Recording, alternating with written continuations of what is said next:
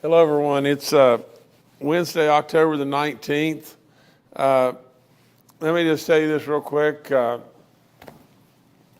Today's my mom's birthday, and she passed away several years back, and I miss her to death and everything, but nevertheless, we've lost 9 additional people today, or since the last time I was with you, and I ask for your prayers. It's 7,479 folks in West Virginia.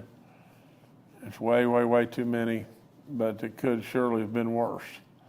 But the 7,471st death is a 73-year-old female from Kanawha County. The 7,472nd death, an 83-year-old male from Wood County. The 7,473rd death, an 84-year-old male from Pendleton County. The 7,474th death, a 78-year-old male from Wood County. The 7,475th death, a 65-year-old female from Greenbrier County. The 7,476th death, a 79-year-old female from Boone County. The 7,477th death, an 87-year-old female from Wyoming County. The 7,478th death, a 76-year-old male from McDowell County. The 7,479th death in West Virginia is a 94-year-old female from Kanawha County. One person in their 60s. Everybody else in their 70s, 80s, and 90s. You'll hear me in just a second saying, please get your booster shots. Please, please get your booster shots.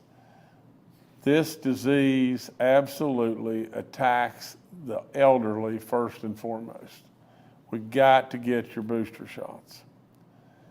Active cases, 912, 310 new positive cases in the last 24 hours. Daily positivity rate at 5.6. Cumulative rate at 8.56. Recovered cases, almost 597,000. 153 hospitalized, that's better. 29 in the ICU units and 10 on ventilators. And you can see our map is mostly green and a little bit of yellow. And so that's not too awful bad.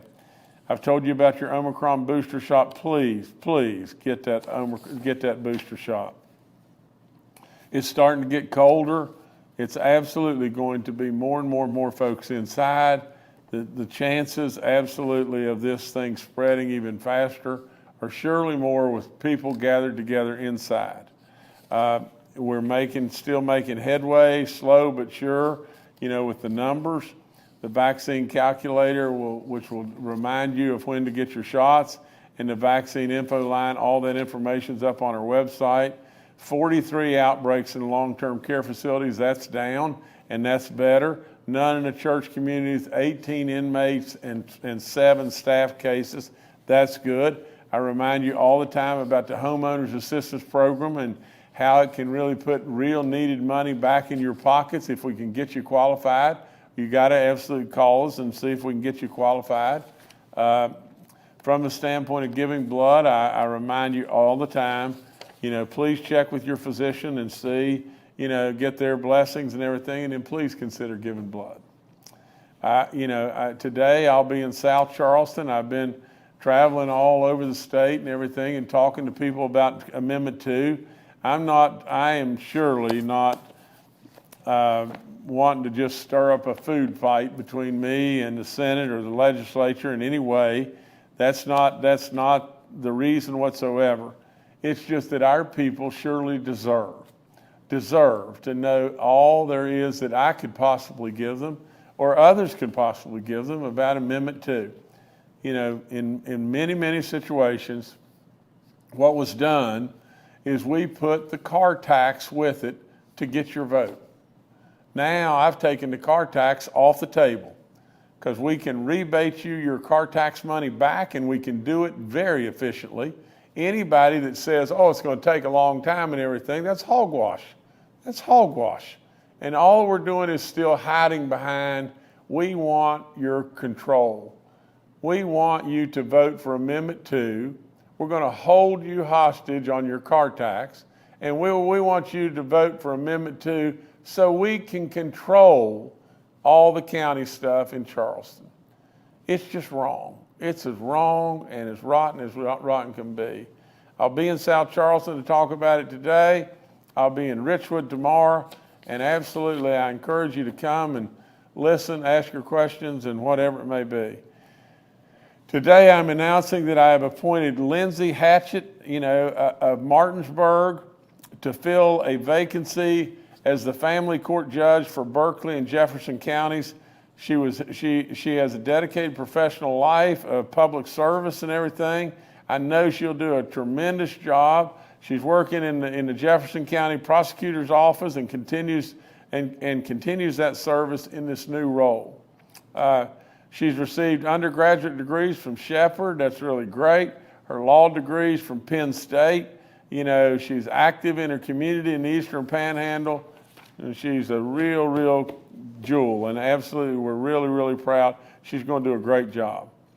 The Lights After School program or the Lights After School, program and everything that the Lights On After Schools campaign is going on right now, but tomorrow, October the 20th, 2022, from 7 to 10 p.m., the blue lights will shine on the Capitol to help promote this National Lights On After Schools campaign.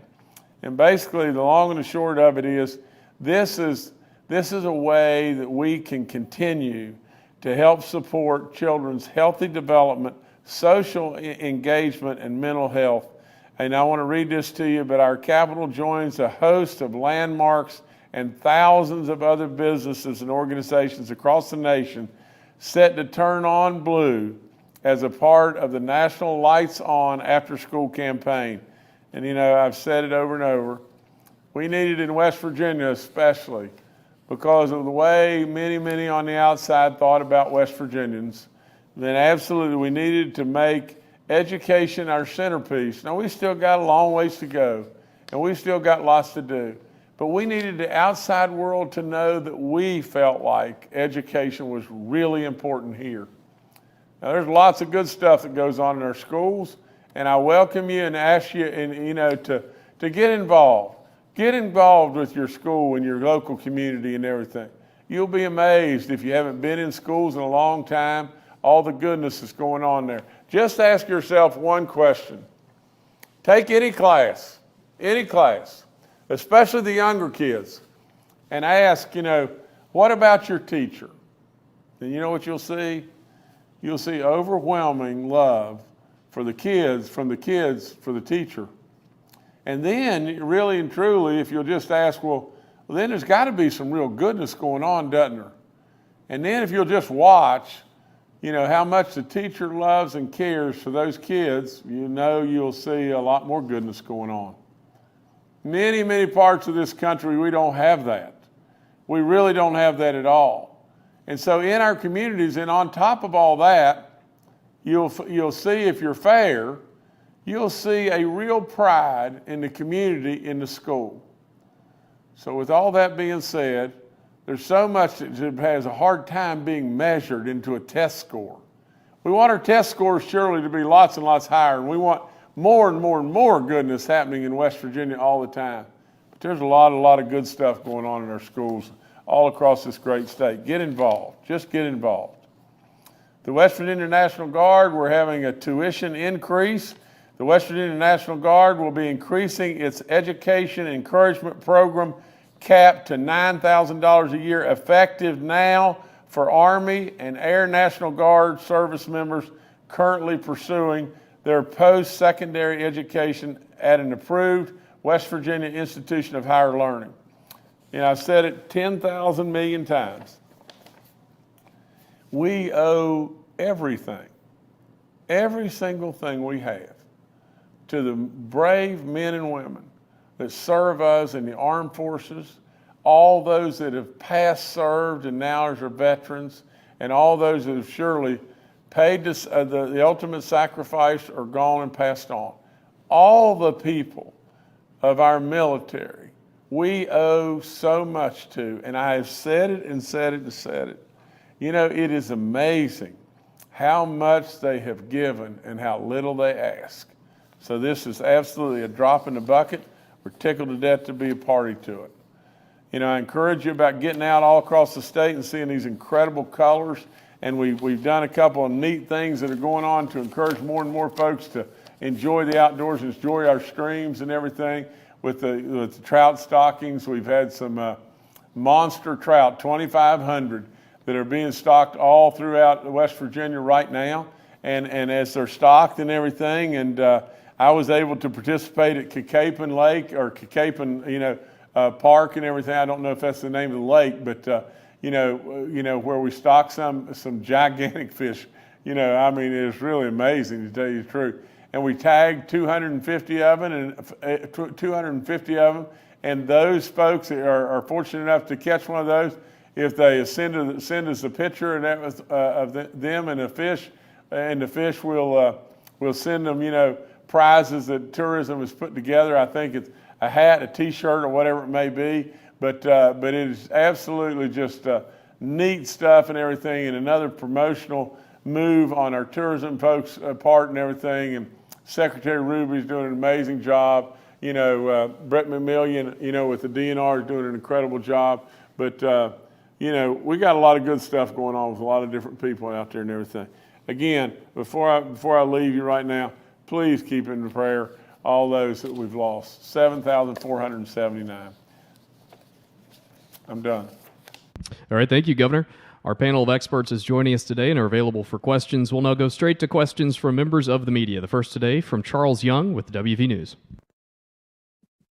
Hi, this is Charles Young with WV News. I was hoping for a little bit more information on what General Hoyer talked about last time about the additional concern in the hospitals because of flu season. I was wondering if we could talk a little bit about what that is. Is that staffing shortages, logistical concerns? What are we actually concerned about exacerbating with flu season coming on? Thank you. Okay, is General Hoyer with us today? He is. How Yes, you sir. doing there, champ? I'm here, Governor, ready to go. Charles, and Dr. Marsh can jump in and help me here for any additional piece. But what we are concerned about, obviously, is we still have staffing challenges across our healthcare system. So as you have staffing challenges, you have COVID patients, then you'd add a severe flu season, potentially you additional folks in there. And this time of year also tends to be a time when we have more people in hospital for a variety of respiratory related issues. So we want to continue to look closely at that. Part of the governor's task force responsibility is to work with our hospital association and our healthcare system to make sure that we can maintain those capabilities. So when we talked in the past about a certain number of COVID patients, that's a trigger point for us to be able to work with folks to make sure we're doing the right things as the governor's tasked us to make sure we maintain the integrity of the system. Not necessarily that number may be hit, but that is a number of concern. So Clay, any additional thoughts you might have? Thanks, Jim. I guess the only thing I would say is looking at Europe and seeing what's going on with the level of immunity that we have worldwide, it's less likely we will see tremendous surges in COVID patients overwhelming hospitals, but hospitals are very full. We're trying to catch up on numbers of procedures that got backlogged during previous COVID surges. And with the lower number of staff, as the general said, then the worry is that we will still have problems taking care of all the people that need to be taken care of that will be stimulated by COVID and exacerbated by COVID and flu, but maybe different than the previous models that we were worried about and previous surges of COVID-19. All right, thank you, Charles. Next to Brad McElhenney with West Virginia Metro News. Hey, guys. Governor, two members of the congressional delegation, Alex Mooney and Carol Miller, have endorsed Amendment 2. They say, quote, "We support Amendment 2 because businesses in West Virginia should not be at a competitive disadvantage due to an antiquated tax system of our own state." They continue, "West Virginia is experiencing a population decline that leaves our congressional delegation with just 2 seats in the United States House of Representatives. They go on to say, this is a clear sign that we should be doing everything possible to encourage new economic growth and business expansion in West Virginia. Governor Mooney and Miller are federal representatives weighing in on a state constitutional amendment. Do you think there's a legitimate federal interest in their position? And would you rather they support sending you some infrastructure money? Thank you. Well, Brad, of course, we'd love them to be sending us infrastructure money. And Brad, let's just be real honest, okay? I think that Congressman Miller may have a real live conflict. You know, from the standpoint, if I were out, you know, actively supporting getting rid of the machinery and inventory tax, well, basically I'd be saying, get rid of this and tax and everything because it's going to bring me millions and millions of dollars. And I'm the one saying, no, don't do it, don't do it. Well, just ask yourself, the automobile dealers, you know, does Congressman Miller have a conflict? Are they going to get real live money? They sure are. From the standpoint of Congressman Mooney, you know, I honestly don't know, and I'm not throwing any rocks at Congressman Mooney, but I've been here for 6 years, and I've seen Congressman Mooney one time in 6 years. I mean, really and truly, does Congressman Mooney even know West Virginia exists? And so really, when it really boils right down to it, it's nice to sit back and say, this is going to drive more and more and more people to West Virginia and more growth to West Virginia and antiquated law and this and that. I mean, the bottom line to the whole thing is one thing, and that is if we're truly Republicans and we're really fair, we're giving up local control, county local control. We're giving it up so Charleston can control all that's going on in those counties. You've got to be kidding me. That's not a Republican way. That is nowhere close to a Republican way. And I came out right off the get-go and said, let's give the people that are out there hurting with inflation and everything else, let's give them a 10% tax cut on the personal income tax. And we just stopped. How in the world can we defend that? And the only reason we're defending it is because we got to have all the money for the 800-pound gorilla in the room, and that's the machinery and inventory stuff. And that literally, basically, will stab in the heart the personal income tax forevermore. And the other thing you said, which is really interesting, is just this. How can congressmen possibly come up with something that is going to drive more growth here than personal income tax? If they're knowledgeable about what's going on, I mean, for crying out loud, anybody in their right mind knows that personal income tax reductions or the elimination of it will drive more and more growth to West Virginia, and that to reward our people. And we, for God's sakes a living, don't need to be changing our Constitution. And I have found a methodology to get rid of the car tax, and the car tax is gone. People will not have to pay their car tax absolutely ever again in the state of West Virginia. Absolutely, without any question. What I'm trying to do is put dollars right back in the pockets of hardworking West Virginians.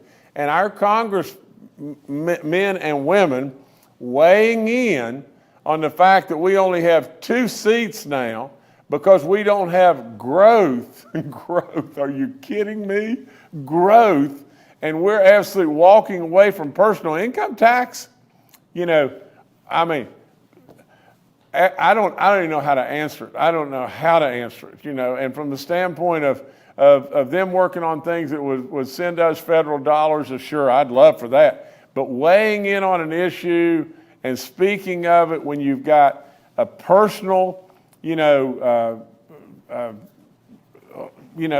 conflict, and that's, from the standpoint, I don't know from Mooney's standpoint, but from Miller's standpoint, you got a personal conflict. The way I see it.